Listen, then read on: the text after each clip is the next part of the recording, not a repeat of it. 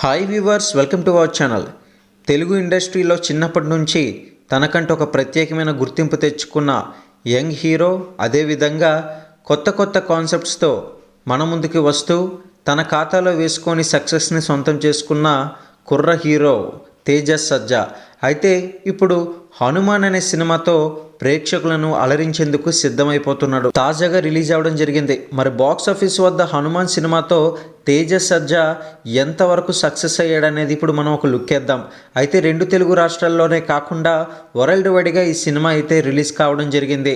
మరి box office వద్ద 2 తెలుగు రాష్ట్రాలు, అదేవిధంగా వరల్డ్ వైడ్గా ఎంత కలెక్ట్ చేసింది ఈ హనుమాన్ సినిమా అనేది ఒక లుక్ వేద్దాం.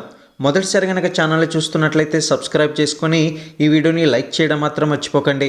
ఇక ముందుగా Hanuman cinema first day collections కనుక చూసుకున్నట్లయితే ఏపీలో 8 కోట్లు, తెలంగాణలో 16 కోట్లను కలెక్ట్ చేసింది. ఇక వరల్డ్ వైడ్గా 30 కోట్ల వరకు అయితే కలెక్ట్ చేసింది హనుమాన్ సినిమా.